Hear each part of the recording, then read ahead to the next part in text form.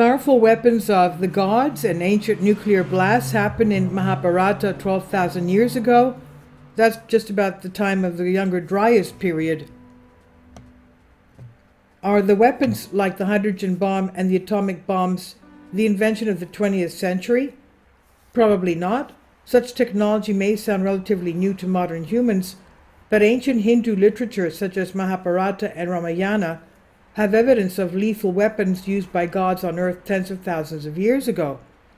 As Dr. Robert Oppenheimer witnessed the first detonation of the nuclear weapon July 16, 1945, a piece of Hindu scripture ran through his mind. He said, "Now I am become death, the destroyer of worlds." It's perhaps the most well-known line from the Bhagavad Gita, but also the most misunderstood ones. Furthermore, when a student asked Dr. Oppenheimer if the first nuclear device that went off was the one at Alamogordo during the Manhattan Project, he responded, "Well, yes. In modern times, yes, of course." Now, written in the Ramayana, an ancient Indian epic poem which narrates the struggle of the divine prince Rama to rescue his wife Sita from the demon king Ravana, we find more interesting details which apparently also describe powerful ancient weapons. It was a weapon so powerful that it could destroy the earth in an instant. A great soaring sound in smoke and flames, and on it sits death. The Pashupatastra, weapon of Lord Shiva. In ancient Hindu history, the Pashupatastra was the most destructive personal weapon of Shiva, Kali, and Adipara Shakti, discharged by the mind, the eyes, words, or a bow. And this mighty weapon could destroy creation and vanquish all beings. In fact, many scholars agree that the Pashupatastra is the most powerful, destructive, and irresistible weapon of all other astras or weapons mentioned in Hindu scriptures. Mahabharata mentions that Arjuna took Pashupatastra from Lord Shiva but never used it. The Brahmashastra Astra, the projectile weapon.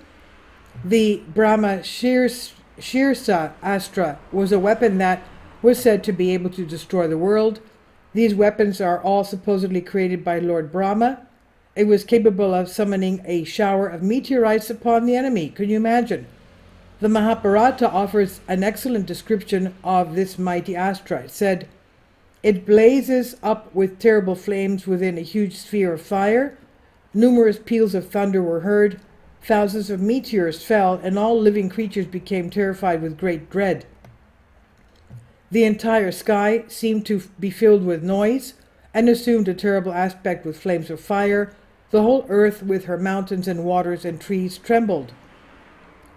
And furthermore, it said that once the weapon is used, the area it was used upon will become destroyed, and nothing new could grow upon the land, not even a blade of grass, for at least 12 years.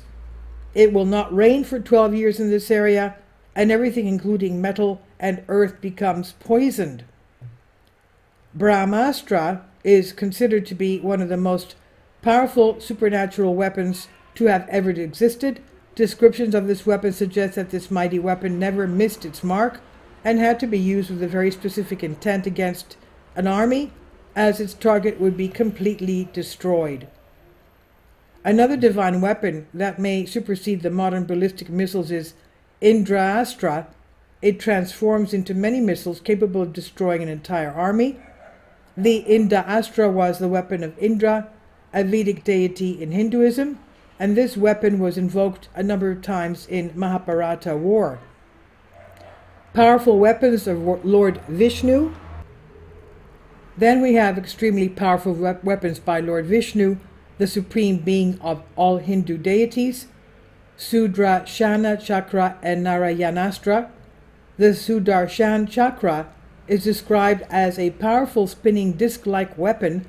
It has 108 serrated blades and has the ability to travel several million yojanas. One yojana is 8 kilometers. And in a blink of an eye, it's said that this weapon never misses its target. You can imagine how fast it goes. The Narayanastra was another weapon used by Lord Vishnu in his other avatar, This weapon is described as firing a powerful triad of millions of deadly missiles simultaneously, and according to Mahabharata, only Lord Krishna, Drona, and Aswathama possessed the Narayanastra.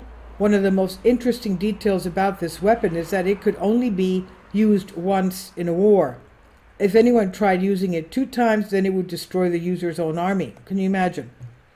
In a 2017 scientific study, Professor Jason Wright suggested that our planet and other celestial bodies in our solar system may have been inhabited in the distant past by ancient aliens. Professor Wright is an assistant professor of astrophysics and astronomy in the Pennsylvania State University.